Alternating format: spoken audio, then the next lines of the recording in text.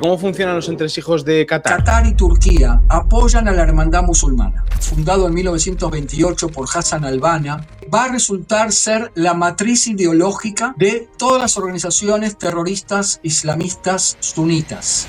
Y lo hace un personaje nefasto llamado Amin el-Husseini. Cuando transmiten una radio de onda corta desde Berlín, pasajes de Mi lucha de Hitler y los protocolos de los sabios de Sion. Qatar está apoyando esto. La lectura y el temor en Israel es que los ayatolás iban a pisar el acelerador hacia la bomba solamente cuando se sintieran acorralados. La pregunta es, ante este escenario, ¿Israel tendría que hacer un ataque preventivo?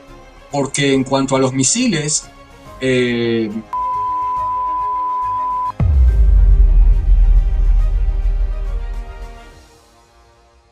Muy buenas a todos, bienvenidos a un nuevo episodio del Cambio de Guardia, nuevo podcast. Hoy con mi amigo Marcelo Kisilevsky desde Israel, ¿vale? Desde Oriente Medio. Él es experto en Oriente Medio, como acabo de deciros, es guía turístico, al parecer. Es también politólogo, historiador, se dedica a través de su canal de YouTube a divulgar temas de Oriente Medio y de política actual. Y el tema que había preparado hoy básicamente era las tensiones que pueden existir entre Israel e Irán, que ya sé que ahora mismo se está hablando un poco de lo de Venezuela, pero me gustaría también indagar un poco en el tema de Irán porque es una cosa que se lleva hablando en los últimos 10 días, ¿no? De las crisis internas que está sufriendo el país. Así que sin más dilación vamos a empezar el podcast. Marcelo, ¿qué tal estás? ¿qué tal, Daniel? Muchas gracias por la invitación, Muy contento de estar acá. Yo encantado de tenerte, ya era hora. Llevamos hablando desde que estuve en Israel y mira, al final te he traído de esta forma. Bueno, Pues a veces ¿sabes cómo es el trajín de Israel? Que estás de un lado para el otro tratando de combinar y a veces se puede y a veces no hay manera, pero acá estamos, no nos hemos rendido. Una cosa que me di cuenta yo, sobre todo en Israel, era que los planes van cambiando de la noche a la mañana, puede que conozcas a una persona que luego acabas conociendo a otra. Sí, esto pasa. Yo vivo en Israel hace 34 años y todavía no dejó de pasar eso. O sea, y esta es una de las cosas fascinantes que tiene Israel. Yo aparte vine, además de un sentimiento con Israel, vine justamente por ser periodista y entender que en esta zona del mundo están pasando las cosas más interesantes, más dramáticas, a veces trágicas, y más interesantes para cubrir, ¿no? Como periodista. Así que entiendo que estamos como entre colegas, así que vos me vas a poder entender muy bien. Sí, totalmente. Bueno, he hecho una pequeña introducción de tu persona, pero si quieres, estoy seguro que me he dejado algunas cosas en el tintero y quieres hacer quizás profundizar más en lo que es tu perfil, lo que te dedicas ahora mismo en la actualidad. Sí, me considero un coleccionista de profesiones, ¿no? Porque vine como periodista, pero muy rápidamente, en el mientras tanto me dediqué a la docencia y me desarrollé como conferenciante y después como docente fui dando paseos de estudio en el campo, en el terreno, y eso me llevó como por progresión natural a ser guía turístico también, así que bueno. Hoy en día, y la guerra me retrotrajo al periodismo en este canal de YouTube, que lo abrí precisamente hace 2 años a partir del 7 de octubre. Así que bueno, ahora intentando combinar todas esas cosas y bueno, esto es lo que nos ha hecho encontrarnos de alguna manera. Totalmente. Pues si quieres empezamos ya con la batería de preguntas que había preparado. La primera era básicamente adentrarnos un poco en lo que está pasando en Irán en la actualidad, porque llevan 10 días de tumultos, de protestas internas. O sea, ¿en qué momento, para que la gente, los oyentes que nos están escuchando se puedan hacer una idea, dónde está Irán y cómo ha llegado hasta donde está estos días? Bueno, Irán es parte del Medio Oriente duro, lo que nosotros llamamos el círculo interno de los países del Medio Oriente, pero también se trata, como siempre, de una visión occidental de cuáles son los países en los que pasan más cosas y que impactan en Occidente, ¿no? Entonces vas a tener a Israel, vas a tener a Turquía, Egipto, Jordania, Arabia Saudita, Qatar, o sea, todo lo que es el Golfo Pérsico, hoy en día lo que es la península arábiga, y si seguís hacia el este vas a tener a Irán. Antes de Afganistán, la India, digamos, hacia ese lado nos estamos moviendo, ¿no? Sí. Y Irán es un país que es étnicamente persa y religiosamente musulmán chiita. Es decir, que acá tenemos como enemistades o enfrentamientos que se superponen, a veces sí, a veces no. Por ejemplo, si vamos al corte étnico, Irán está enfrentado con el mundo árabe porque no son árabes, son persas.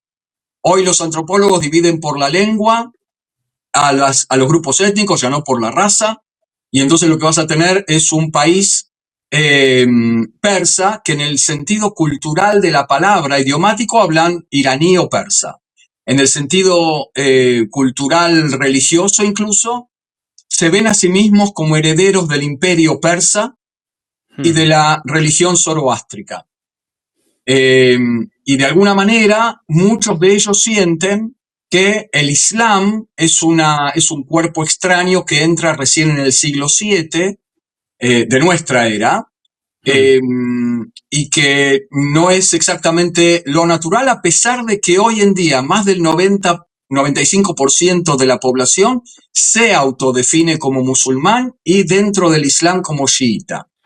Ahora, ya tenemos Irán, étnicamente persa, religiosamente musulmán chiita, enfrentado al mundo árabe, entre otras incidentes primigenios por aquella invasión del siglo VII. Y del otro lado tenemos el mundo árabe, que étnicamente son árabes, como su nombre lo indica, hablan árabe. Y por el otro lado, desde el punto de vista religioso, son musulmanes sunitas, pero con salpicados. Dijimos que estos cortes no son superpuestos.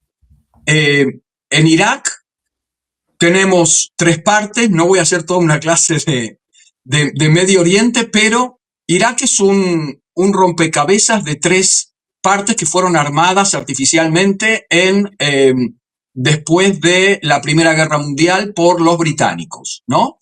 Ajá. Y que tenía un tercio sunita, árabe sunita, otro tercio árabe musulmán chiita y otro tercio kurdo en el norte, ¿no? Y entonces, Saddam Hussein, aquel dictador no de las primeras árabes, de mucho antes, hasta el 2003, que fue depuesto en la Segunda Guerra del Golfo, era sunita. Y el régimen que va a sucederlo es chiita. Pero ojo, porque es árabe chiita, no es persa chiita.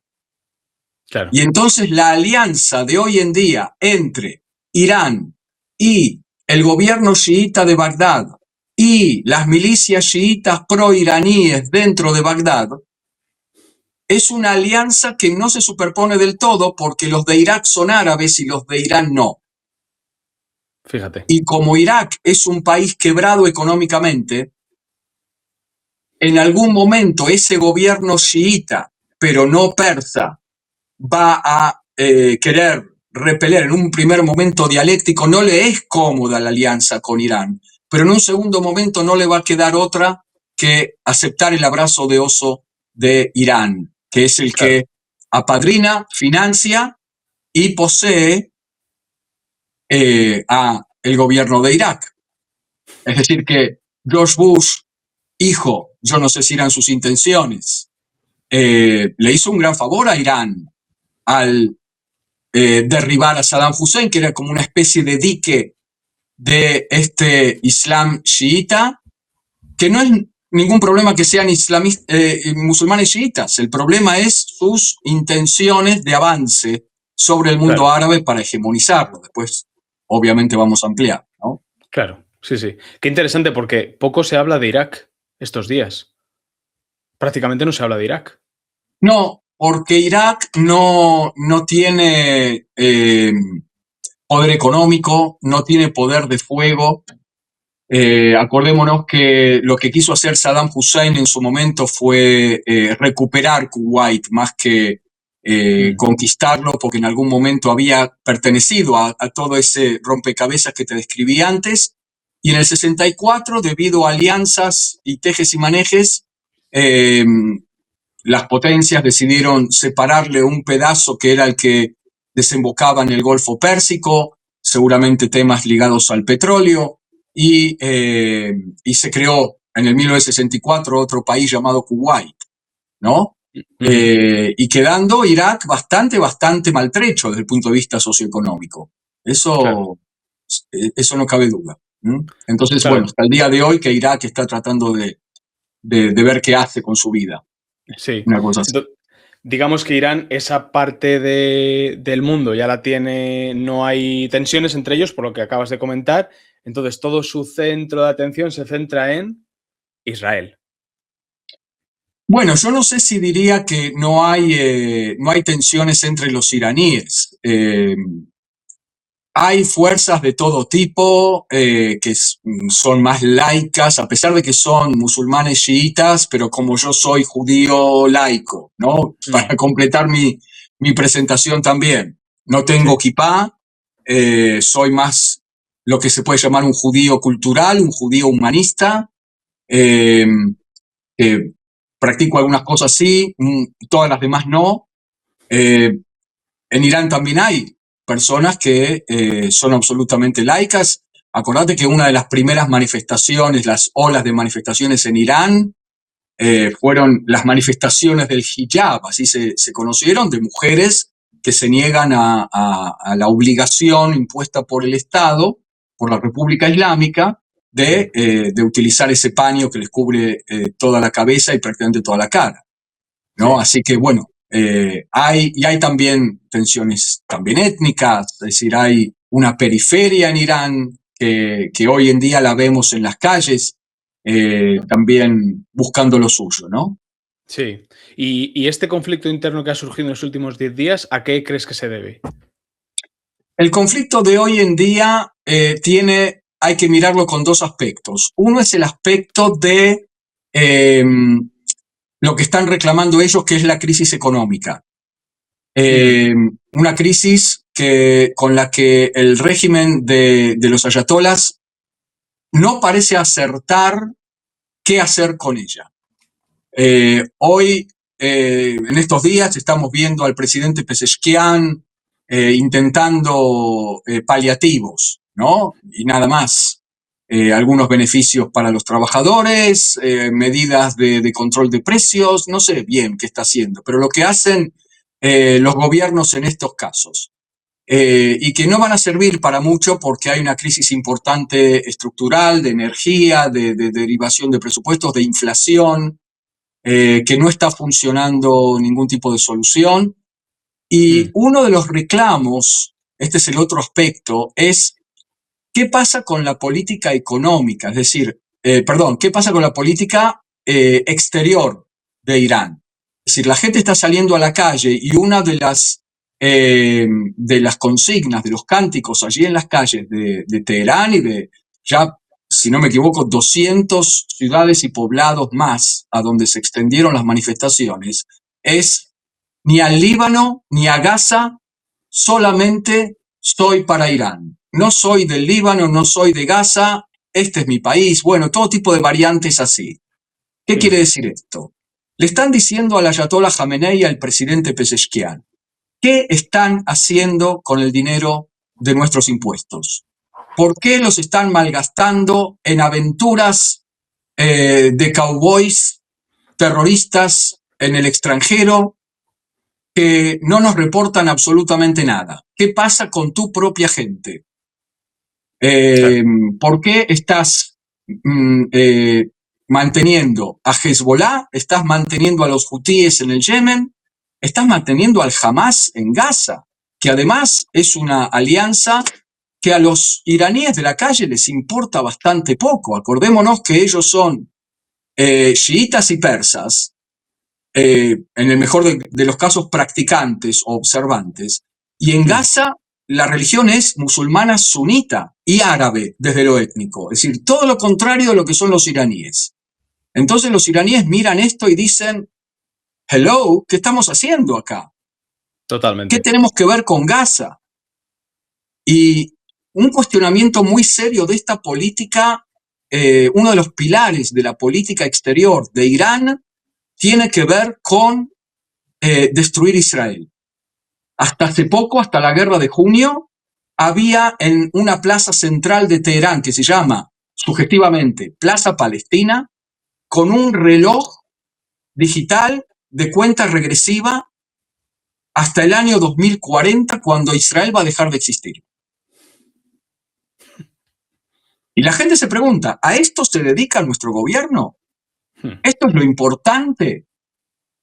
Entonces, estos dos aspectos de crisis económica y galopante y cada vez peor, junto con una cosa y media más, que es esto de una política exterior que no se condice con las necesidades de Irán, que convierten a Irán aparte en un tigre de papel, porque parece que es muy fuerte para afuera, ahora están renovando su programa balístico cuando en la calle hay desocupación, ¿no? O sea, un extravío total. Y están manteniendo proxies, o sea, organizaciones terroristas. Y por el otro lado, hay este otro medio elemento más que es coyuntural, que es de ahora, de estos días, y que es la frasecita de Trump de vamos a intervenir si ustedes matan civiles. Que por un lado es lo que está haciendo que los ayatolás se cuiden. Los Vale. muertos, si no me equivoco, a este día que estamos grabando esto han ascendido alrededor de 40, 35, 40, distintos números, que son muchos aparentemente, pero en un país de tantos millones de habitantes y con antecedentes de 500 muertos en una hora de manifestaciones, son pocos relativamente. Es decir, que el régimen se está cuidando, ¿no? Sí. Y la gente, por el contrario, está levantándose más. Esa frase catalizó todavía más un salto cualitativo y cuantitativo de cuáles son las manifestaciones. Ahora vemos no solamente mucha más gente en las calles, no solamente en todo el país, incluso en las periferias más alejadas, sino también cualitativamente actos de sabotaje, no sé, en la fábrica de amonio que sirve para el combustible para los misiles balísticos. O sea, acá estamos ante una nueva configuración otra vez, ¿no? Sí. No es todavía la caída del régimen, pero es como que hay una progresión, hay como una curva que en este momento se está moviendo hacia el hecho de que la población está en ataque, en posición de ataque, y el régimen está en posición de defensa. Esto es un poco la ecuación hoy por hoy. Sin embargo, no hay un liderazgo organizado todavía, por lo menos que sepamos, y sin eso no van a poder cambiar el régimen o reemplazarlo, y una masa crítica de más millones de personas en la calle. Pero Sí. ellos dicen, este fue un día histórico, el de la frase de Trump, porque es la primera vez que una potencia internacional nos avala. Claro. Desde Sí, sí. afuera nos sentíamos muy solos antes. Eso es lo que está diciendo la gente. Sí, es muy interesante cuando hablas de lo económico a nivel social, que yo creo que eso es uno de los detonantes siempre de cualquier revuelta. Y luego también el tema de la política exterior, porque claro, ahora con la caída de Venezuela se está empezando a descubrir nuevas cosas, por lo menos yo o gente que está en Occidente las descubre ahora, como era la venta de uranio que llevaba a cabo Venezuela para Irán. Entonces, claro, los iraníes dirán, es que también os habéis dedicado a eso. O sea, ¿cómo les puede afectar la caída ¿Cómo de se puede Venezuela? qué? ¿Cómo les puede afectar la caída de Venezuela al régimen de Irán? ¿Hay algún nexo? Sí, hay un nexo porque evidentemente el Estado venezolano desde la época de Chávez ha funcionado como una puerta a Latinoamérica para Irán y el bloque, digamos, ¿no? Su bloque de proxies por lo menos, no sé. China se la está arreglando solito para entrar en América Latina, no necesita Irán. Lo hace por sus medios que tienen que ver con lo económico, pero Irán, esto del uranio lo sabíamos hace como 15 años. Sabíamos de un avión misterioso que salía de Caracas todos los días sin prácticamente tripulación, sin prácticamente pasajeros, a Teherán y volvía, también vacío. Sí. ¿Qué eran esos viajes y qué estaba llevando? Escuchamos una frase de Maduro hace poquitos años que decía: este gran aliado Irán nos está ayudando a extraer el uranio, como si Venezuela mismo no tuviera capacidades para extraer uranio. Y bueno, y la pregunta por qué le interesa a Irán extraer el uranio de Venezuela quedaba absolutamente claro, ¿no? Eh, ¿Cuáles son las prestaciones y contraprestaciones ahí en esta alianza? No es tan sencillo de detallar, pero eh, una de las contraprestaciones fue esta cosa de permitir que terroristas de Hezbollah del Líbano llegaran a Venezuela, adquirieran automáticamente la ciudadanía venezolana. Entonces vos tenías miles de personas libanesas que no sabían una sola palabra de español circulando por toda América Latina con pasaporte venezolano, ¿no? Sí, sí, Y sí. los tenés en la triple frontera y tenés todo un montaje de comercio de armas, drogas y petróleo por toda América Latina, entre Irán y Venezuela, que fue bastante importante. La pregunta de cómo va a afectar, todavía no sabemos cómo va a quedar afectado el régimen de Venezuela, Yeah. porque estamos ante Trump. Vamos a empezar por ahí. Entonces, ok, arrestó a Maduro, lo cual es un hito en una especie de bisagra en la dinámica de cómo se manejan las relaciones internacionales, porque uno no puede ir a otro país y arrestar a su presidente, ¿no? Claro, Por lo claro. menos hasta ahora eso no era así. De repente sí se puede. Hasta ahora un jefe de Estado tenía inmunidad internacional. ¿Cómo ha cambiado la ley internacional entonces?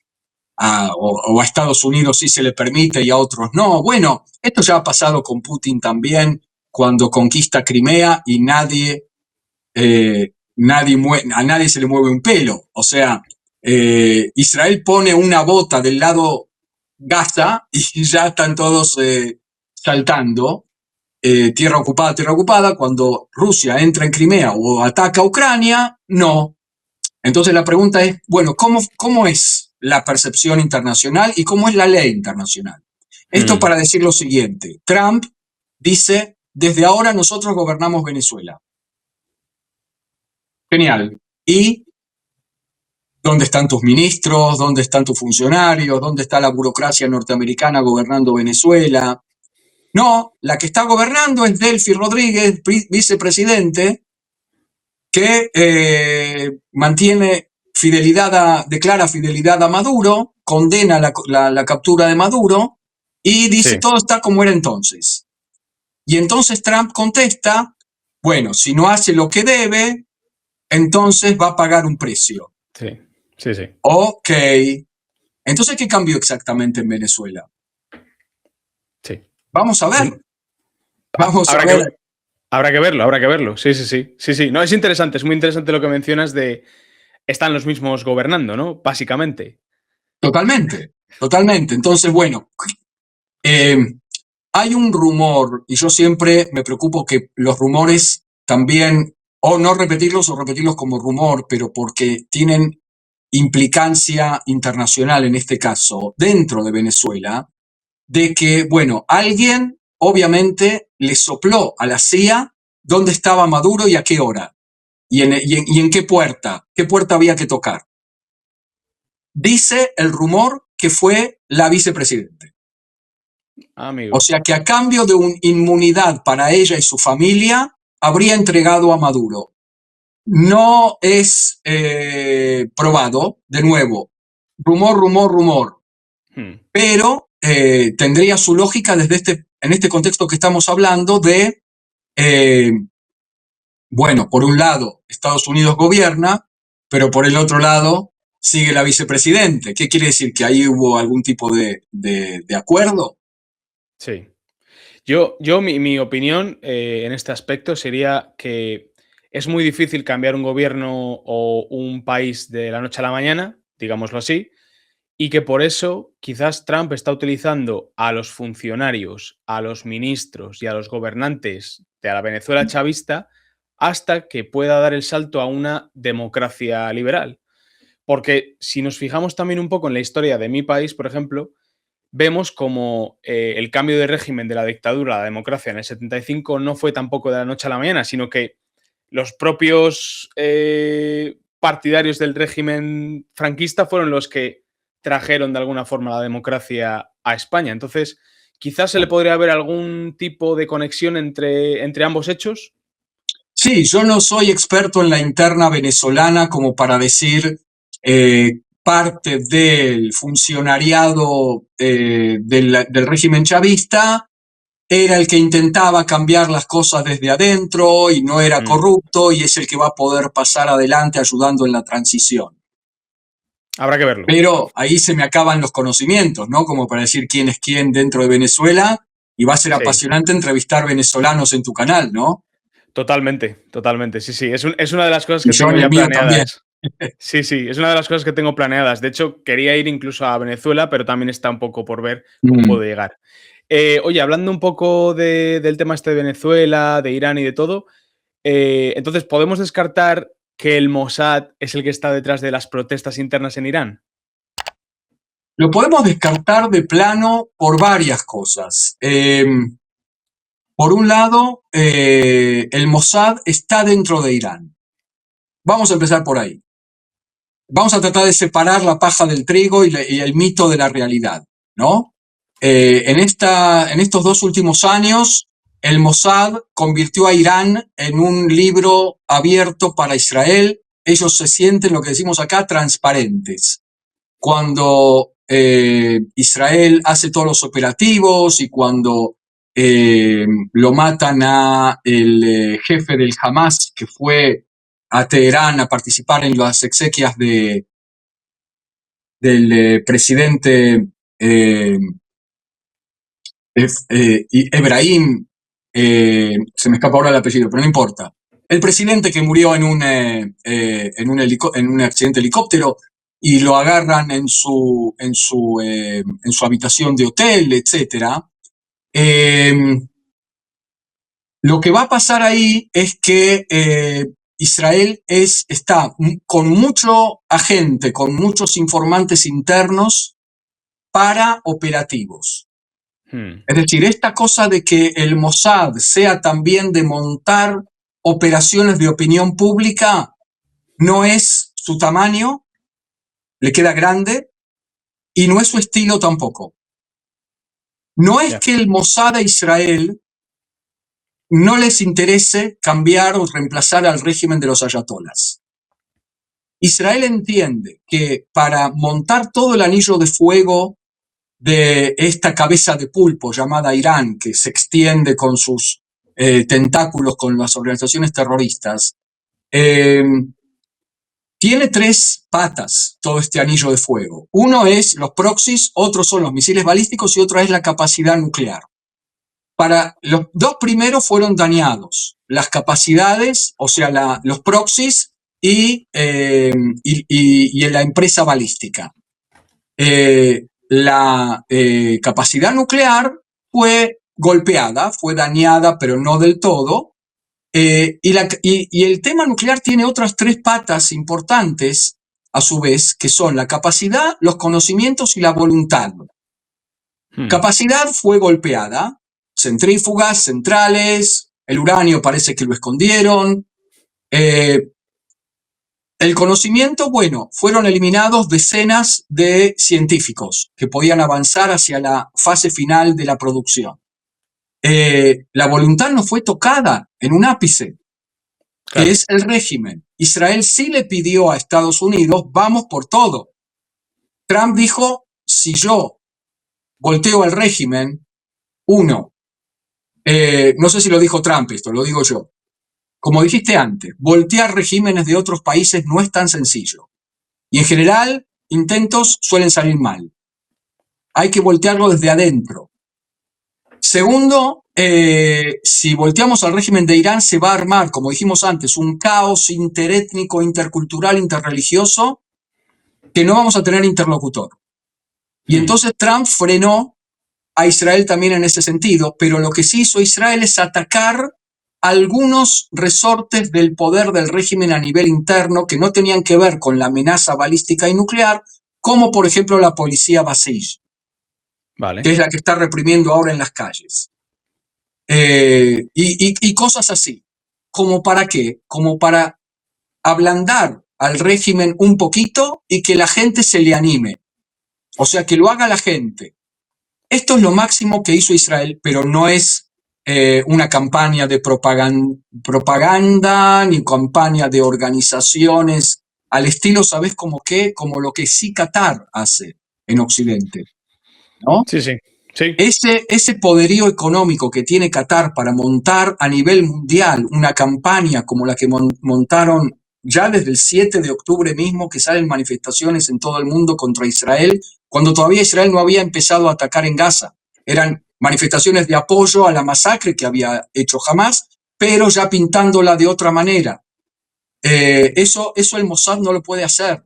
No es una especie de Superman como se lo suele percibir a veces, ¿no? Vale, vale. Superman Sí, en sí. el sentido de poderes mágicos incluso que se le Sí, adjudican. sí, sí. No es así. El Mossad es suficientemente fuerte pero humano. Claro. Y uno de los tentáculos que mencionas, que es los misiles balísticos, ¿eso en qué estado está? O sea, ¿podría haber un nuevo ataque de Irán a Israel o de Israel a Irán en este caso? Uno de los escenarios que se manejan, Daniel, es que puede llegar a haber una nueva vuelta de violencia, de enfrentamiento en todos los frentes que los había hasta ahora.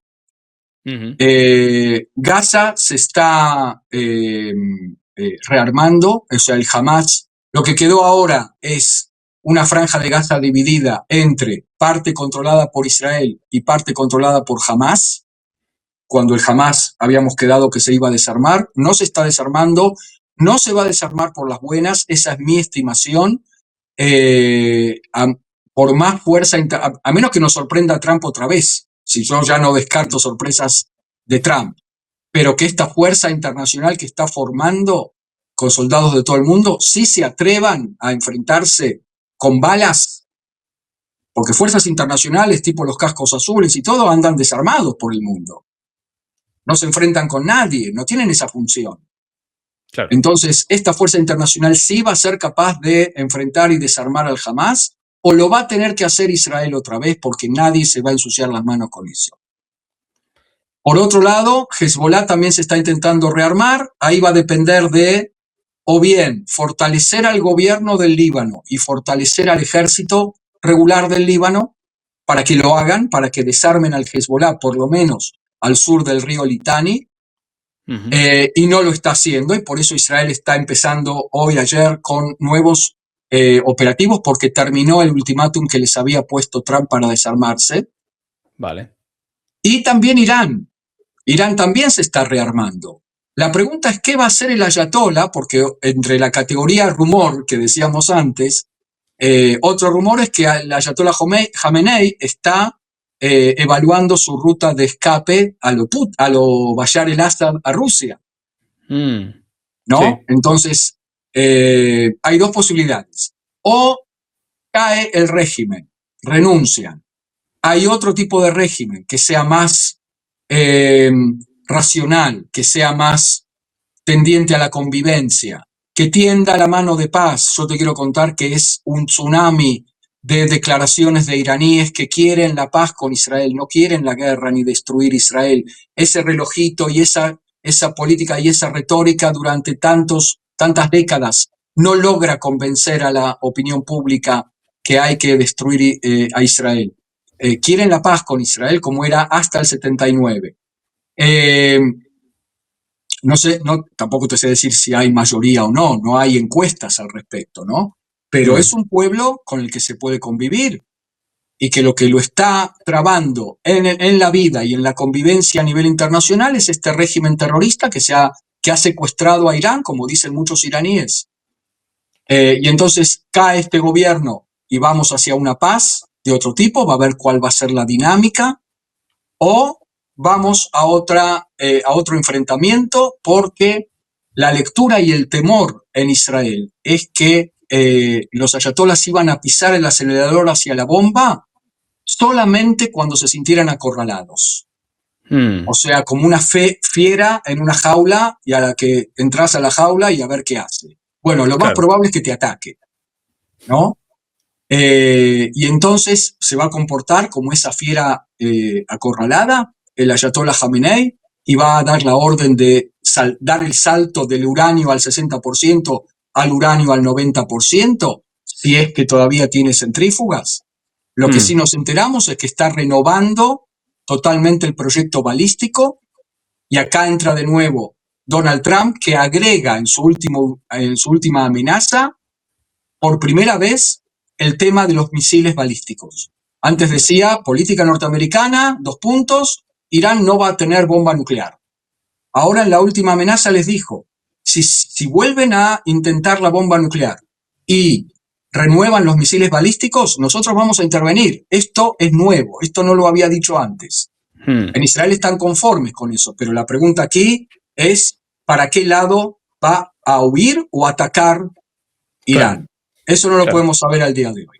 Claro. Sería como la caída del régimen de los ayatolás es positiva, pero también es lo que has dicho tú ahora, Marcelo. Si se sienten muy acorralados, van a tirar por misiles balísticos o por la bomba. Entonces, claro, es un arma de doble filo. Se van a lanzar a la bomba, porque lo que están viendo es el ejemplo de Corea del Norte, que una vez adquirida la bomba no lo pueden tocar. Es decir, una de las lecturas es que no quieren la bomba para tirársela al día siguiente a Tel Aviv, sino como seguro de vida para perpetuar el régimen. Claro. ¿No? Claro, sí.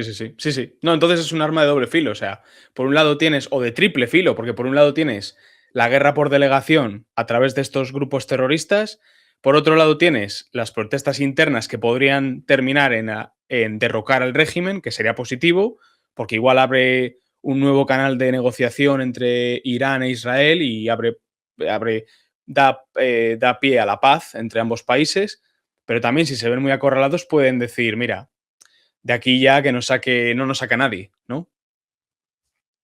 Claro, O sea, claro, es un peligroso. poco ese es el gran temor, ¿no? Sí, y sí. entonces, bueno, la pregunta es, ante este escenario, ¿Israel tendría que hacer un ataque preventivo? Porque en cuanto a los misiles, fueron disparados 500 misiles balísticos durante la guerra de los 12 días en junio. Algunos impactaron porque el Arrow 3, los sistemas antimisiles, no alcanzaron, colapsaron. Hicieron un daño terrible esos misiles. Son misiles pesados. Y entonces, si 500 durante 12 días, ahora están diciendo que nos quieren tirar 3000 en un día. Claro. Bueno, ahí Israel está muy, muy, pero muy preocupado.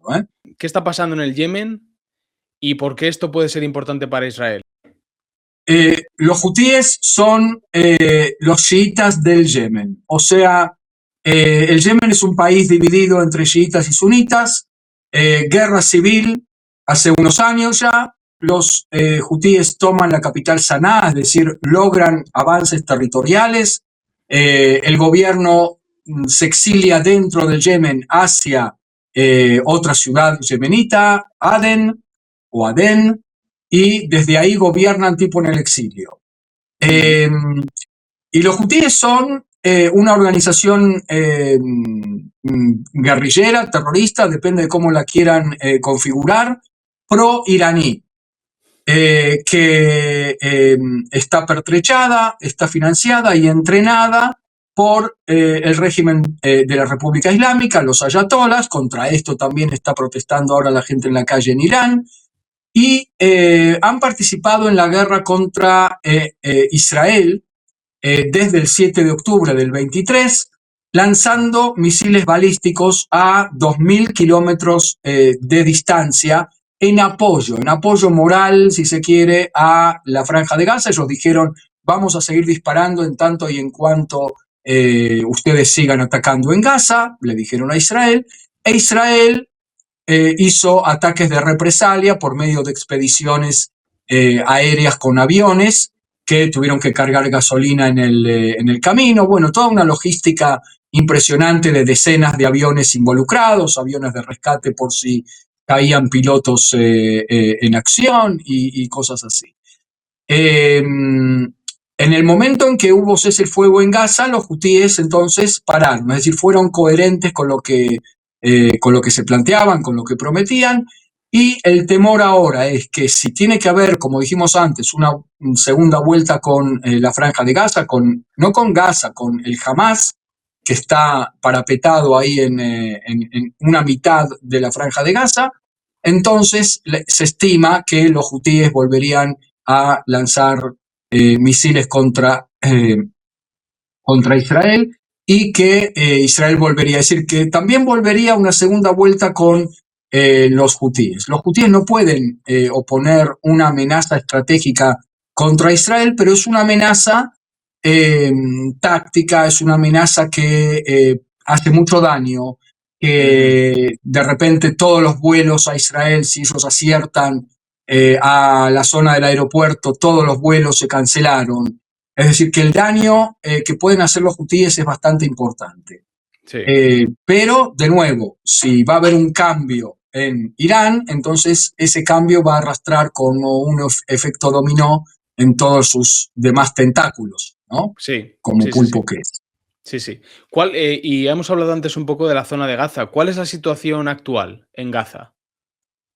Bueno, en Gaza, Trump está luchando con capa y espada para hacer avanzar su plan de los 20 puntos, que es en dos fases. En la primera se tenía que desarmar Hamas y la devolución de todos los secuestrados, y en la segunda avanzar hacia un gobierno alternativo formado por representantes de varios países, una fuerza armada formada por representantes de varios países y soldados, y el inicio de la reconstrucción de la Franja de Gaza. Y entonces lo que está pasando ahora es una mezcla de todo. ¿Por qué? Porque el Hamas no se desarmó, lo que hay ahora en Gaza es la división, lo llaman a través de una línea amarilla. La mitad oeste la tiene el Hamas, un 47% del territorio más o menos, otro 53% lo controla el ejército de Israel. La mayor parte de la población, un 90% se calcula, está del lado de Hamas, y allí llega la ayuda humanitaria. Y en la zona que controla Israel es zona militar cerrada, no hay prácticamente población, salvo clanes que se han manifestado y que han apoyado a Israel, se han atrevido a enfrentarse con el Hamas, y por lo tanto se considera que están en peligro, y por eso Israel dice, bueno, quédense del lado nuestro. Y tampoco los secuestrados se han terminado de devolver. Queda uno que se llama Ran Gili, que era un soldado de combate que estuvo combatiendo el 7 de octubre en uno de los kibutzim y cayó en acción, y su cuerpo fue secuestrado. Y lo que está haciendo Donald Trump es decir lo siguiente: nosotros vamos a hacer todo lo posible por recuperar el cuerpo de este último secuestrado, pero no va a ser obstáculo para avanzar hacia la siguiente etapa. Y como vemos, tampoco el no desarme del Hamas va a ser entonces obstáculo para el no desarme. Y no solamente eso, sino que le pedimos a Israel, le exigimos a Israel, y lo hizo en la última visita de Benjamin Netanyahu a Mar-a-Lago hace unos días nada más, la reapertura del paso de Rafah, que separa Gaza de Egipto en las dos direcciones, cosa que Netanyahu tenía problemas adentro de su coalición para impulsar. Bueno, Netanyahu le dijo, sí, esto lo vamos a hacer en los próximos días. Por ahora no hemos escuchado novedad al respecto. Y por último, Daniel, la construcción, el inicio de la construcción de una ciudad verde ecológica, inteligente, no sé qué incluye la palabra verde, dentro de la ciudad de Rafah. ¿Sí? Esto es lo que ya se está empezando a construir los cimientos.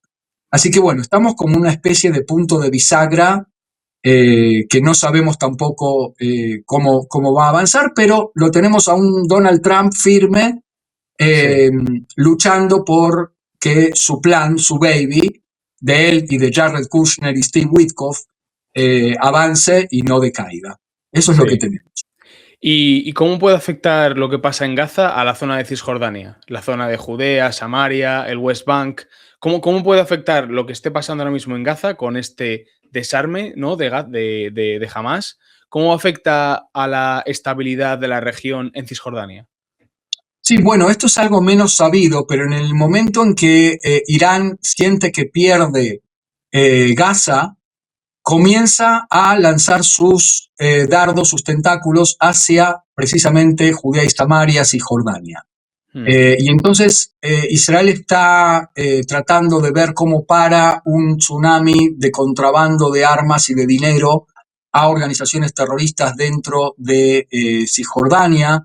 Hace pocos días nada más se aprobó el plan para crear una cerca inteligente en la frontera entre Israel y Jordania. O sea, lo increíble que la gente se debe estar enterando que no hay un obstáculo físico entre Jordania e Israel, salvo una cerquita miserable, ¿no?, por donde pasa el contrabando de drogas y otro tipo de cosas desde Jordania. Y ahora, bueno, están tratando de ver de dónde sacan el presupuesto para una cerca inteligente, para una cerca seria, que permita un patrullaje más fluido y todo, para tratar de frenar precisamente esto. Lo que hay es también operativos. Ahora creo que el operativo que había en Jenin ya terminó, es decir, hay operativos intermitentes dentro de Cisjordania para desbaratar organizaciones, no solamente al Hamas, sino también organizaciones locales que han estado surgiendo. Tenemos también enfrentamientos entre colonos judíos y habitantes palestinos, que el ejército también tiene que lidiar con ellos, porque es como que se desarrolló toda esta cosa de grupitos marginales de, en general, jóvenes en riesgo, ¿no?, que salen, que no sabemos exactamente si pertenecen a los poblados, a los asentamientos que hay allí, o que vienen desde territorio israelí, y con esta ideología de recuperar la tierra sagrada, ¿no es cierto?, que es algo que tenemos en el judaísmo, pero que no forma parte de la política de Estado hacer cosas al respecto. Y por eso los territorios de Cisjordania se mantienen todavía como naipe de negociación, no se anexan y tampoco se entregan a otra soberanía hasta que no haya algún tipo de paz creíble y visible. Claro. Hasta ahora ha habido muchos planes de dividir y de compartir la tierra. En general no han sido aceptados. Véase, lo pueden googlear en Google Imágenes, el plan Olmert de 2008, que ahí el entonces primer ministro había ofrecido un plan para dividir el territorio y crear un Estado palestino al lado de Israel. Fue rechazado también. Después fue rechazado el plan de John Kerry, secretario norteamericano, secretario de Estado en 2014. Después fue rechazado también el plan del siglo, así llamado grandilocuentemente por Jared Kushner y Donald Trump en 2020. Bueno, ahí está la cosa. Y lo que hay entonces es la situación provisoria. En el Medio Oriente parece que no hay nada más permanente que lo provisorio, de esta división de los acuerdos de Oslo desde 1995, Oslo II, que son los territorios A, B y C, ¿no?, donde en los territorios A y B gobierna la autoridad palestina, que no es un Estado. Palestina a secas todavía no se creó, por más que haya muchos países que ya han declarado su reconocimiento.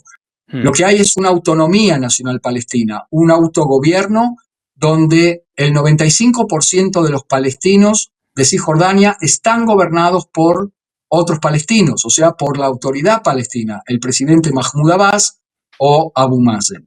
En los territorios A y B, entonces, gobierna civilmente esta autoridad palestina, este autogobierno, todo lo que tiene que ver con bienestar social, infraestructuras, educación, salud, vivienda, etc. Y también desde el punto de vista policial, en los territorios A, que son las grandes ciudades, está la policía palestina y un servicio secreto palestino, el aparato de seguridad preventiva. En los territorios C gobierna el ejército de Israel, no el gobierno porque esos territorios no están anexados, y desde el punto de vista militar también el ejército de Israel. Este es el statu quo que permanece hasta el día de hoy allí en Cisjordania. Sí. Y el tema de los colonos judíos en Cisjordania, ¿dónde se asientan? ¿Cuál es la pregunta? Los colonos judíos en Cisjordania, ¿dónde se están llevando a cabo los asentamientos? ¿En qué parte de esas tres? Los asentamientos están desparramados por toda Cisjordania. Vale. ¿No? Yo siempre lo comparo con una sartén grande llena de huevos fritos, ¿no? Sí. Las yemas de los huevos fritos son las ciudades palestinas, esos son los territorios A. Alrededor, lo que son los campos, aldeas más pequeñas, son la clara de los huevos fritos, son territorios B. Y los territorios C son el aceite de la sartén, es decir, que permean a lo largo y ancho de todo Cisjordania, y ahí están los asentamientos judíos, muchas veces pegados a poblados árabes, o en el caso de Hebrón, caso único, un barrio judío dentro de la ciudad de Hebrón. Ahí entonces no se llaman territorio A y B y C, se llaman territorios H1 en manos de la autoridad palestina, prácticamente toda la ciudad, y un pedacito que incluye la cueva de los patriarcas, la cueva de Macpelá, H2, en manos del ejército de Israel, y ahí hay algunos civiles judíos israelíes que viven ahí. Vale. ¿Y hay algunas ciudades, hay ciudades grandes hoy en día, Ariel, Ma'ale Adumim, bueno, una en el centro, otra en el norte de Samaria, ¿no? Así que bueno, viven alrededor, junto con 2,5 millones de palestinos, 500.000 judíos israelíes allí. Sí. ¿Cómo son las tensiones que hay en la zona? O sea, ¿cómo se vive allí, siendo judío? Yo siempre digo, la norma es la paz, porque si no tendríamos noticias todo el tiempo de combates y de conflicto. Lo cierto es que cuando hay algún atentado terrorista es noticia, porque no es la norma, no es lo normal. Y cuando hay ataques de judíos a palestinos, que en general son ataques de vandalización, esperemos, toco madera para que no tengan un costo en vidas también, porque ha ocurrido, no es que no, pero hoy en día no. También es noticia. Y bueno, entonces está la discusión a nivel del gobierno, cómo la policía interviene o no interviene, cuántos arrestados hay. No hay un tratamiento correcto todavía de esta situación. Hay mucho enojo en Israel porque estos colonos lo que hacen es desviar energías militares a cosas que no tendrían que estar pasando. Es decir, el ejército está tensado al máximo. Hay mucha preocupación porque el ejército está formado por israelíes de la calle que van al servicio de reserva, que han perdido sus trabajos, que están lejos de su familia, que se les agregan todo el tiempo días de servicio, que han a veces tenido que cerrar sus pequeños y medianos negocios. Y bueno, otra de las discusiones que es qué pasa con los ultraortodoxos que se niegan a participar en el servicio militar. Muchos de ellos sí, hay una pequeña minoría de ultraortodoxos que sí hace el servicio militar, pero están viendo si hacen una ley para que todos sirvan en el ejército y que sea un servicio equitativo, ¿no? Bueno, sobre ese tema pueden ser adelantadas las elecciones. Por eso es importante mencionarlo también. Vale. Porque 2026 ya es año electoral. Benjamin Netanyahu, después de muchos años, así abrimos un capítulo de política interna también, Sí. puede llegar a ser el primer mandatario israelí en muchos, muchos años, no me acuerdo si son por lo menos 20 años, que termina su mandato de 4 años reglamentario. El resto son elecciones anticipadas.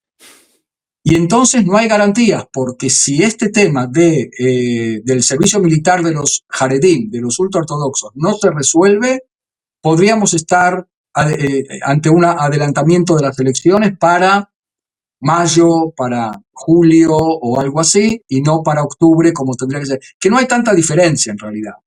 Pero, bueno, acá está la dinámica política interna de la coalición, no solamente con la oposición, bastante caldeada. Sí. Si hubiese elecciones anticipadas, ¿cuál es la diferencia entre tenerlas anticipadas y tenerlas cuando toca a efectos de política interna vamos a llamarlo así, de la hegemonía de Netanyahu en el gobierno, en el Estado? ¿Cambia tanto?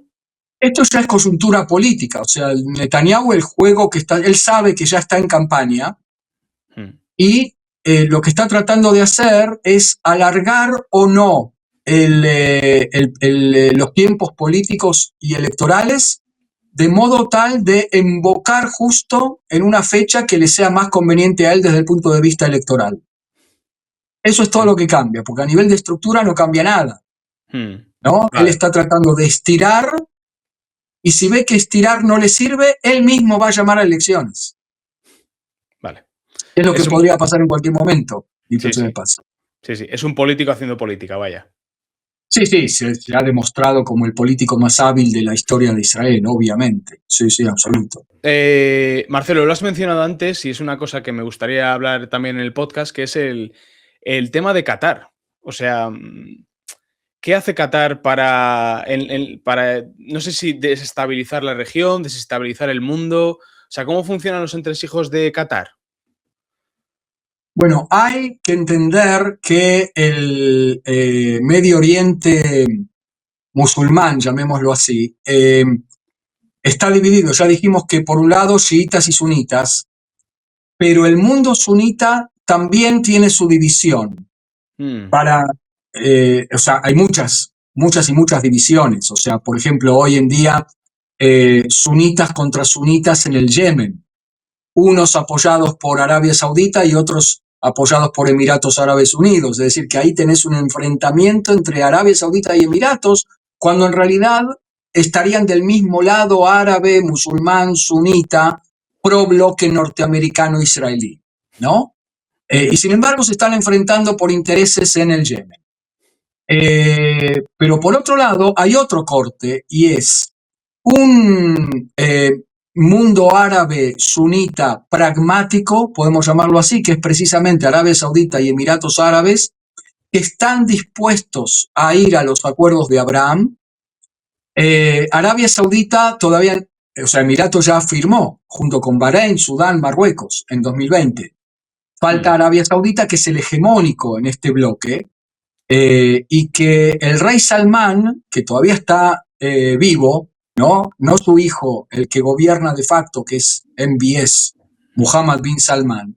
Sí. El rey Salmán todavía pone esta condición de un horizonte dentro de lo que son los 20 puntos de Trump, y está incluido un horizonte de un Estado palestino. Del otro lado hay otro eje que es justamente Qatar y Turquía, que sería el bloque musulmán sunita que apoyan a la hermandad musulmana. La hermandad musulmana es este movimiento egipcio fundado en 1928 por Hassan al-Banna, que va a resultar ser la matriz ideológica de todas las organizaciones terroristas islamistas sunitas. Estamos hablando de Hamas, Jihad Islámica, Al-Qaeda, ISIS, Boko Haram en Nigeria. En Siria adoptó el nombre de Jabhat el-Nusra o Frente Nusra, pero que son Al-Qaeda sucursal Siria, ¿no? Sí. Y todo esto está fogoneado por Qatar y por Turquía. A ellos les importa menos el tema de horizonte de Estado palestino, sino les importa más el acento en que el Hamas permanezca como factor relevante en la Franja de Gaza. O sea, son agendas bastante diferentes e incluso enfrentadas entre Qatar, Turquía, por un lado, Arabia Saudita y Emiratos por el otro. Arabia Saudita dijo, sí, no hay ningún problema en financiar la reconstrucción de Gaza, pero yo no quiero tener al Hamas apuntándome con una pistola a la 100, mientras mis albañiles están construyendo casas en Gaza. Sí. No es lo mismo que están diciendo Turquía y Qatar. Qatar juega un doble juego, tiene una buena prensa a nivel internacional, organizó un mundial, bancaba a Barcelona y hoy al Paris Saint-Germain y cosas así. Ha banca universidades en Estados Unidos. Ahí sí podemos hablar de un país que es el segundo productor mundial de gas, que usa su dinero para operaciones de opinión pública. Ahí sí tenés una masa bastante importante de dinero puesto en organizaciones ONGs que supuestamente apoyan causas humanitarias, pero que la ruta del dinero sigue hacia el Hamas y a otras organizaciones. Entonces, este paradigma de organizaciones terroristas sunitas creadas a la sombra de la hermandad musulmana. El Hamas en su acta fundacional se autotitula el brazo palestino de la hermandad musulmana. Tiene un siglo de existencia prácticamente. Para explicar rápidamente, esta versión del yihadismo, no es que la yihad como concepto no existiera de antes, pero en el siglo XX y 1928 es un año paradigmático porque es ¿cómo se dice? Coexistente con la consolidación del nazismo y el fascismo en Europa. Van a hacer una operación de importación del antisemitismo de corte católico europeo. O sea, el antisemitismo europeo veía, edad media, edad moderna, al judío como una fuerza temible a la que hay que combatir. ¿Por qué? Y porque ellos en la Edad Media mataron a Dios y entonces, ¿quién puede matar a Jesús, que es Dios, si no es una fuerza equivalente, ¿no? Con poderes mágicos? Yo lo comparo con Lex Luthor de Superman, pero me quedé viejo, ¿no? Sí. El mal tautológico, hoy tendríamos que decir Thanos de Marvel, ¿no? Sí. Al que le tenemos mucho miedo y por lo tanto odio y hay que destruirlo porque se quiere apoderar del mundo, ¿no? Esto ya es el antisemitismo en su versión moderna. Claro. También es una fuerza diabólica. ¿Quién puede apoderarse del mundo si no es una fuerza sobrenatural de corte maligno? ¿No? Efectivamente, sí. Esto, Daniel, no era carne, no era parte del ADN del Islam del profeta Mahoma. Mahoma, en el relato coránico, es al revés. Él mata a judíos porque se le pusieron en contra, porque no lo aceptaron como profeta. En el Islam no había un miedo al judío poderoso, como en el occidente cristiano. Y entonces, para que se le tema al judío, para que el Islam radical de la hermandad musulmana y sus organizaciones sean profundamente antisemitas al estilo europeo, hubo que importar esa cosmovisión, esa concepción del judío como un factor peligroso y poderoso.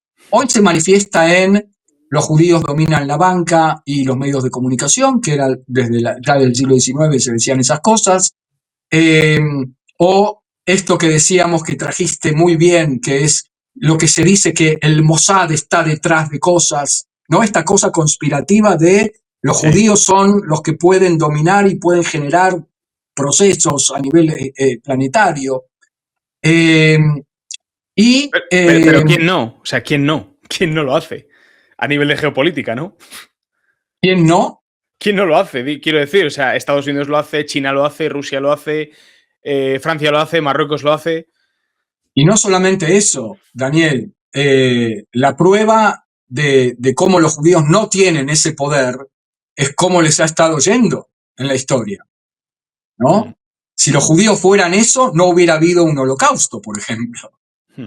Sí, sí. ¿No? Más prueba clara que eso, o el 7 de octubre. ¿Cómo fue posible? Y bueno, fue posible porque los judíos no dominan nada y son falibles, ¿no? Y entonces esa operación de exportación, de importación del antisemitismo europeo al Medio Oriente la hizo, entre muchos otros, Hassan al-Banna, o que se funda, como te digo, en los tiempos en que Hitler escribía Mi lucha y usaba como cita los protocolos de los sabios de Sion, que están citados también en el acta fundacional de Hamas, este libro apócrifo, falso, donde hablaba de la conspiración de los judíos para apoderarse del mundo. Y lo hace un personaje nefasto llamado Amin el-Husseini, que es el mufti de Jerusalén, cuando transmite en una radio de onda corta desde Berlín, desde las afueras de Berlín, llamada Sisen, que transmitía hacia el Medio Oriente en turco, árabe y persa, pasajes del Corán donde el profeta Mahoma desgranaba su enojo con los judíos y los cristianos, junto con, mezclado en un cóctel explosivo, con pasajes de Mi lucha de Hitler y los protocolos de los sabios de Sion. Y entonces eso se escuchaba en el Medio Oriente, incluso lo escuchaba un joven intelectual persa llamado Ruhollah Khomeini, no sé si te suena. Claro. Es decir, el revolucionario de la revolución islámica iraní en el 79, que fue adoctrinado por Amin el-Husseini y que provocó esta revolución y que provoca el surgimiento como hongos de todas las organizaciones terroristas basadas en esta ideología que mezcla cierta versión belicista, antijudía, anticristiana, antioccidental en el Islam con nazismo y fascismo. No es una cosa de liberación nacional y derechos humanos y todo. Es decir, la progresía occidental tiene que entender que cuando esta versión del Islam radical gana un gobierno, pierden todos los valores en los que ellos creen. Sí. La diversidad, el respeto al otro, la democracia, los derechos humanos, la libertad de género, el derecho de las mujeres, sí. El pluralismo religioso, todo pierde. Sí, sí. Y entonces, para decir que Qatar está apoyando esto. Qatar apoya esto y con mucho, mucho dinero. Y por lo tanto, otro punto es que este paradigma, como dije antes, es novedoso relativamente en la historia del Islam y de la humanidad. Tiene no más que un siglo. Y entonces también puede llegar a su fin. Sí, claro. Por medio de una reeducación de la gente para vivir en paz y convivencia, por medio de ahogarlos ahogarlos quiero decir financieramente, de secar estas organizaciones financieramente, por medio de, ciberseguridad y cosas que hay alguno que otro israelí en los aparatos de inteligencia que está diciendo una batalla contra Qatar, pero a nivel de sus recursos financieros, ¿no? Claro. Y de cómo hacen fluir el dinero en el mundo. Eso también tendría que cambiar. Lo que pasa es que Qatar logra vender dos imágenes. Esta imagen hacia dentro del Medio Oriente, apoyando al Hamas y las organizaciones terroristas, y por el otro lado en el mundo, apoyando cosas aparentemente de paz y convivencia, ¿no? Claro. Sí, sí, sí. Bajo la fachada de la supremacía de sus pensamientos siempre esconden alguna cosa que puede ser súper positiva para el mundo, ¿no? Claro, claro. Sí, sí. Con esto tiene que ver el mundial, con esto tiene que ver el fútbol, las universidades. Sí, sí, muchísimas cosas. Sí, la guerra, la batalla cultural, ¿no? Que llevan ellos. Se nos acaba el tiempo, pero me gustaría cerrar este último bloque con la pregunta de ¿cuál crees que va a ser el siguiente escenario donde los ojos del mundo van a estar mirando en Medio Oriente? ¿Crees que será Irán? ¿Crees que será el Yemen? ¿Crees que será Qatar, quizás? Yo no sé si va a ocurrir algo con Qatar, porque Qatar es aliado norteamericano en este momento.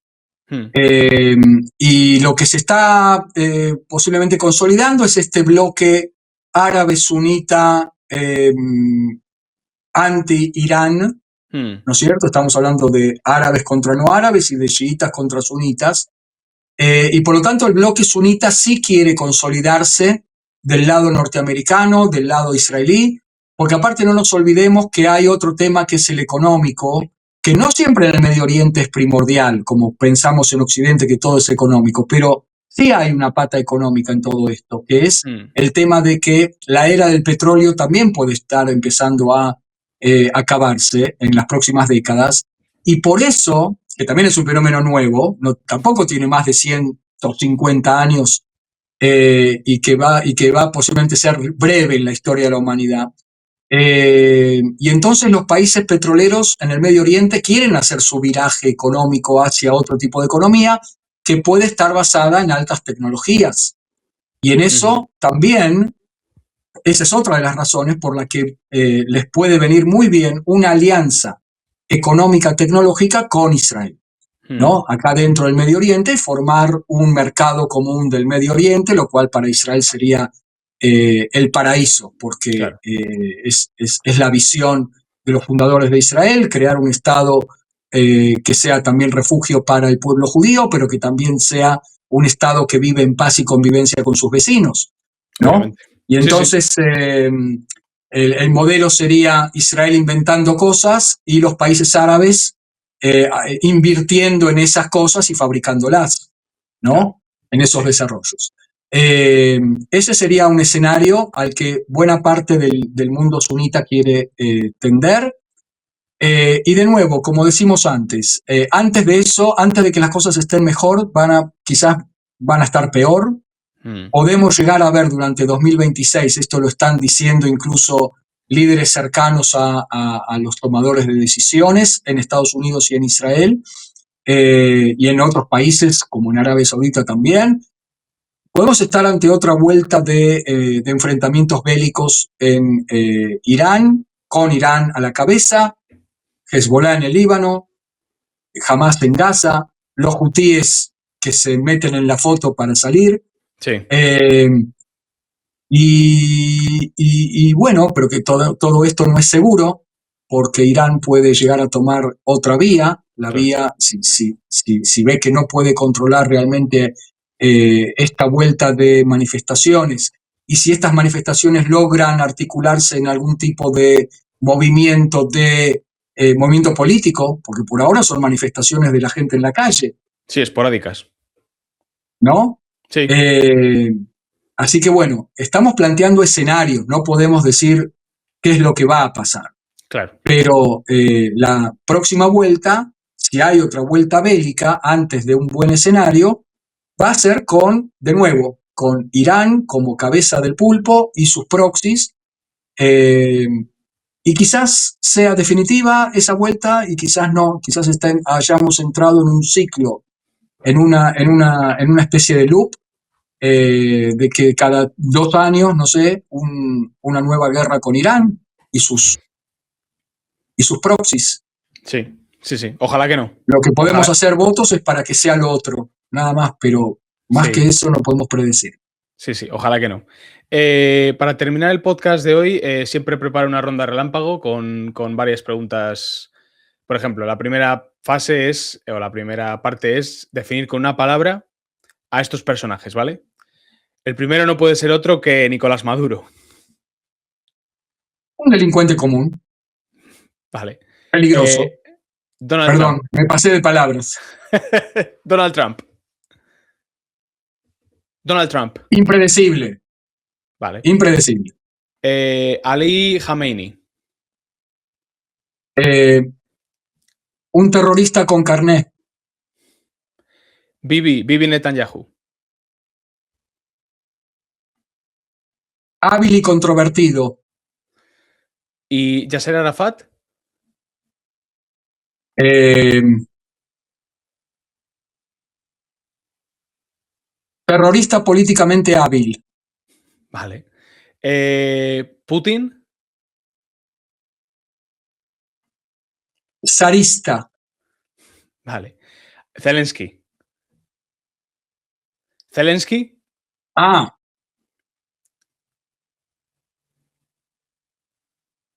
eh,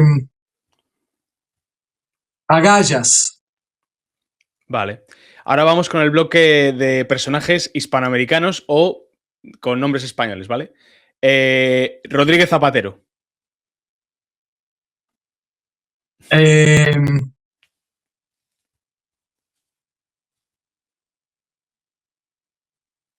no sé. Vale, no No pasa sé nada. cómo calificarlo a Zapatero, pero bueno, Pasamos un palabra. buen intento.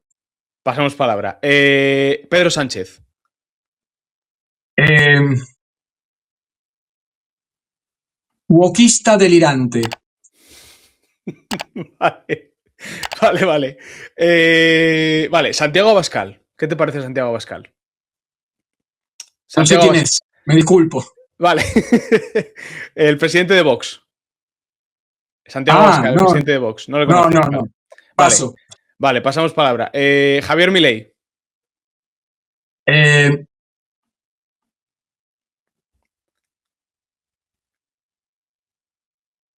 Buen intento con muchas agallas, impredecible.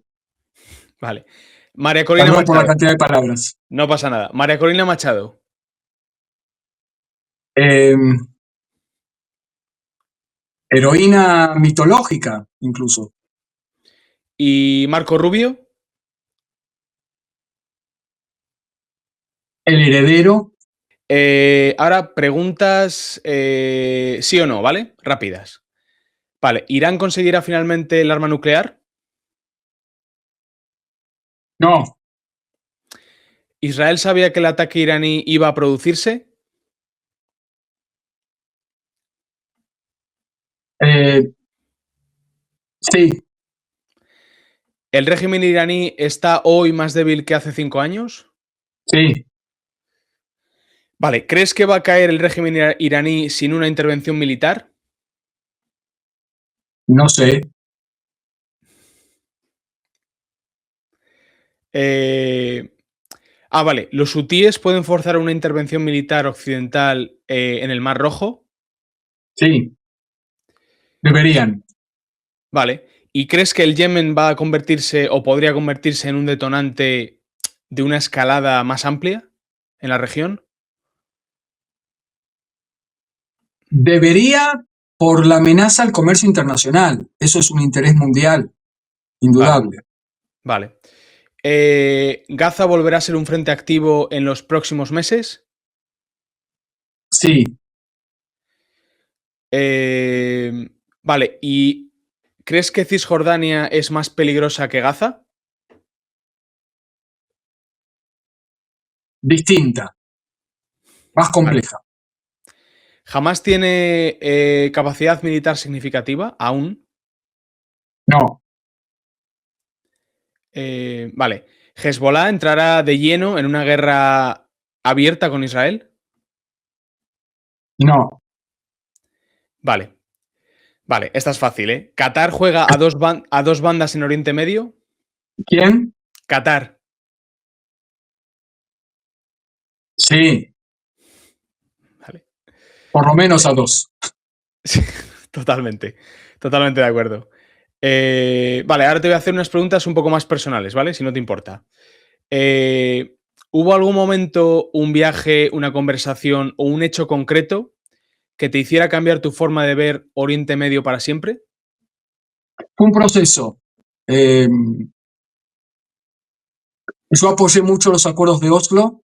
Ujú. Estuve en la Plaza Rabin cuando lo asesinaron a Rabin.